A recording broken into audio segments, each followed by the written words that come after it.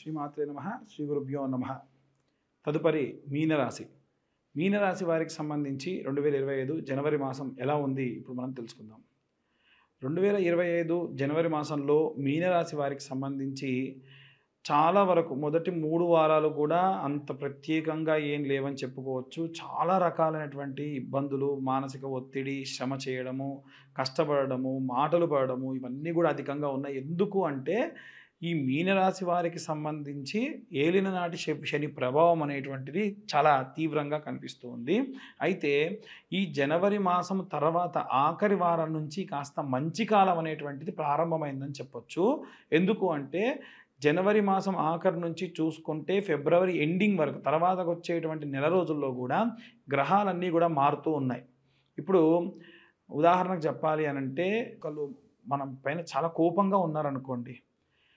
ఒకళ్ళు కోపంగా ఉంటే ఏమవుతుంది అనంటే వారు మనల్ని బాగా తిట్టడము, దూషించడము జరుగుతుంది. కానీ అదే వాళ్ళు ఏదైనా పని మీద ఉన్నారు, చాలా అర్జెంటుగా వేరే ఏదైనా ఫంక్షన్కి వెళ్ళాలి, ఏదైనా పనికి వెళ్ళాలనుకోండి, అప్పుడు ఏమవుతుంది, తర్వాత చూసుకుందాంలే వీడిని అని ముందుకెళ్ళిపోతూ ఉంటారు. అదే వీరికి చాలా లాభదాయకం అని చెప్పచ్చు. శని తిరోగమనం ప్రారంభించి ఇప్పుడు షష్టగ్రహ కూటమి మనకు మార్చి ఆఖరిలో ఉంది. అంటే గ్రహ సంచారం అనేటువంటిది మారుతూ ఉంది. ఈ గ్రహాలన్నీ మారుతున్నప్పుడు ఏది కాన్స్టెంట్గా ఈయన మీద, ఈ గ్రహాల మీద, ఈ యొక్క రాశి మీద చూయించదు. ఈ మీనరాశి వారికి సంబంధించి ఏం చూయించినా టెంపరరీ.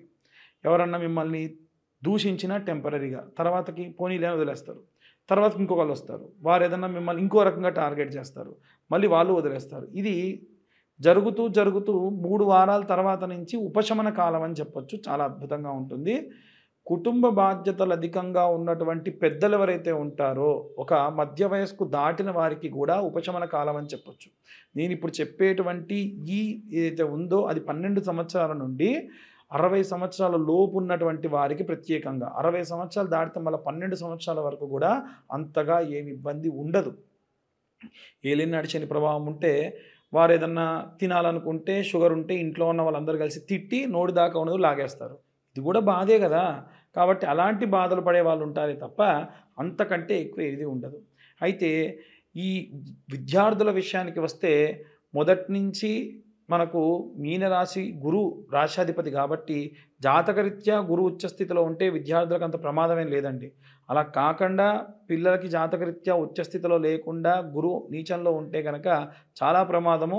అది 12 సంవత్సరాల తర్వాత నుండి 30 సంవత్సరాలు, 40 సంవత్సరాలు చదువుకునే విద్యార్థులందరికీ కూడా కనకపుష్యరాగం ఉంగరం పెట్టండి, చాలా మంచిది, అద్భుతంగా రాణిస్తారు. ఎందుకంటే గురువు రాశాధిపతి ఉంగరం కూడా బాగా కలిసి వస్తుంది. తల్లి చేతితోనే పెట్టాలి. గురువారం నాడు ఉదయం 7 గంటలకు పెట్టాలి ఖచ్చితంగా.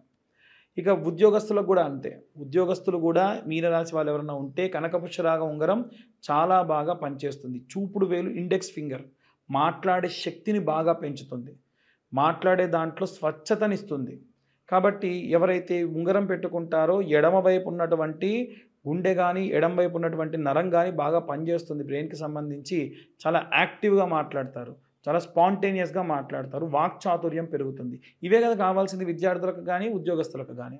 అలా వ్యాపారస్తులకు సంబంధించిన విషయంలో ఎవరన్నా ఉంటే కనుక జాతిపచ్చ ఉంగరం పెట్టుకోండి, చాలా మంచిది. జాతిపచ్చ ఉంగరం ఒకవేళ మీ నాన్నగారు ఉంటే మీ నాన్నగారి చేతితోని చిటికెన వేలుకు తొడిగించుకోండి. అలా చేయడం వల్ల వ్యాపారంలో ఏమైనా ఇబ్బందులున్నా, వ్యాపారం తీసేయాలనుకున్నా, వ్యాపారం మీద అప్పులైనా అవన్నీ కూడా తీర్చి మళ్ళీ మీరు మార్కెట్లో నిలదొక్కుంటారు. ఇక ప్రత్యేకంగా మీ యొక్క గోచార రీత్యా చెప్పేటువంటి విషయాలు ఇవన్నీ మళ్ళీ చెబుతున్నాను. డేట్ ఆఫ్ బర్త్ టైంని బట్టి జాతకం అనేది మారుతుంది. దాని గురించి కావాలనుకుంటే కింద కనిపించే నెంబర్కి మీరు కాల్ చేయొచ్చు. అయితే భూక్రయ విక్రయ సంబంధిత విషయానికి వస్తే కనుక మీరు భూమిని అమ్మాలన్నా, కొనాలనుకున్నా మీరు మీ యొక్క భూమిలో సుబ్రహ్మణ్యేశ్వర స్వామి యంత్రాన్ని పెట్టుకోవడం వల్ల మీ చేతితో, అంటే ఎవరైతే భూమి ఓనర్లు ఉంటారో వాళ్ళ చేతితో పెట్టిస్తే ఖచ్చితంగా భూమి అమ్ముడు పోతుంది. ఇంకా చెప్పాలి అనంటే ఎవరైనా సరే భూమిని, అంటే వారి సొంత ఇంట్లో వాళ్ళు కట్టుకోవాలనుకున్నా సరే వారికి ఇబ్బందిగా ఉంటుంది. వారు 5 మంగళవారాల పాటు సుబ్రహ్మణ్య అభిషేకం చేసుకోవడం మంచిది.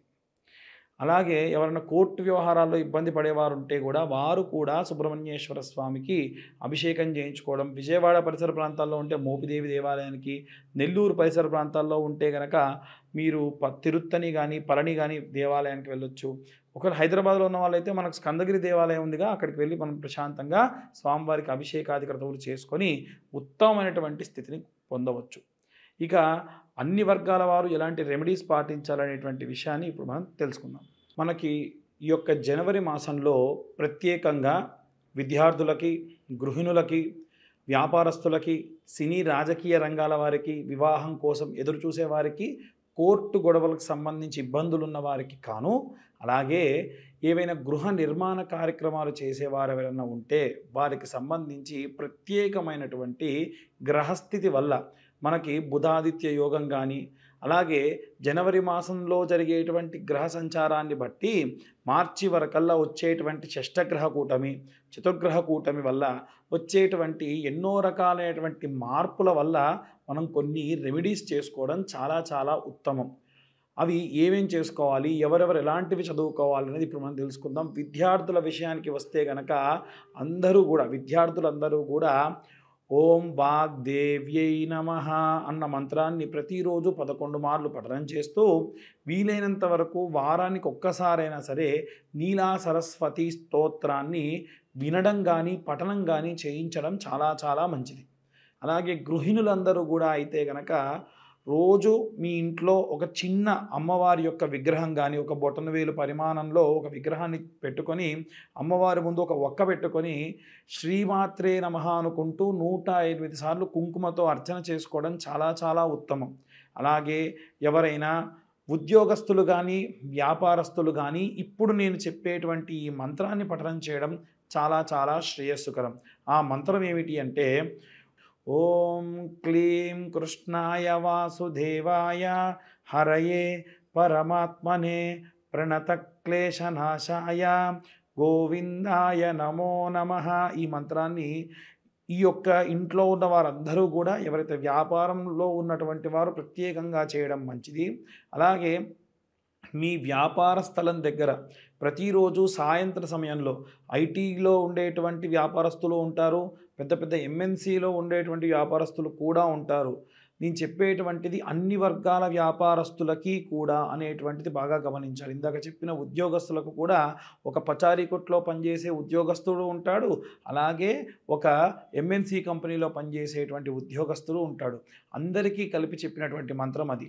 అయితే ఈ వ్యాపారస్తులు ప్రత్యేకంగా ఏం చేయాలి అంటే ప్రతిరోజు వ్యాపార స్థలంలో సాయంత్ర సమయంలో కాస్త ధూపం వెలిగించి అమ్మవారికి సంబంధించినటువంటిది ఏదో ఒక మహాలక్ష్మీదేవికి కానీ లేదా అమ్మవారికి సంబంధించినటువంటి మంత్రపఠనం చేయడం చాలా చాలా మంచిది. ఒకటి.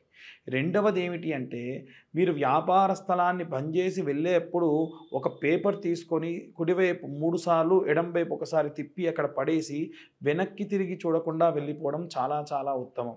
మనం మార్వాడీస్ని కానీ జైష్వాల్స్ని కానీ చూసుకున్నట్టయితే వారి వ్యాపార స్థలం దగ్గర ఇలా చేస్తారు. ఎందుకంటే మన వ్యాపార స్థలం దగ్గరికి ఎంతోమంది వచ్చేటువంటి వాళ్ళు శౌచముతోని మైలతోని అంట్లతోని వస్తారు కాబట్టి అవేవి రాకుండా ఉండాలి, అవేవి మీకు అంటకుండా ఉండాలి అంటే ఈ రెమెడీ చేయడం మంచిది.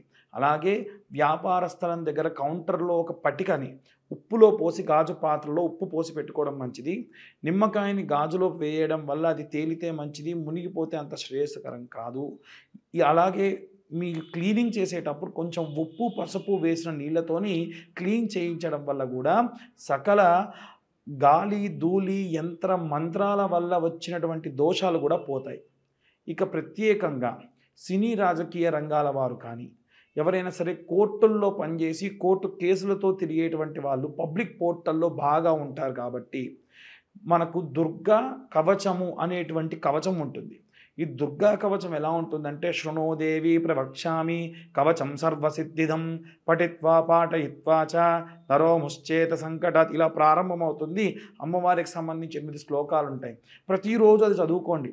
ఎందుకంటే పబ్లిక్ పోర్టల్లో తిరిగేటువంటి వాళ్ళకి ఎంతో దిష్టి తగులుతుంది. అది పోవాలి అంటే ఈ మంత్రాన్ని చదువుకోవడం చాలా మంచిది.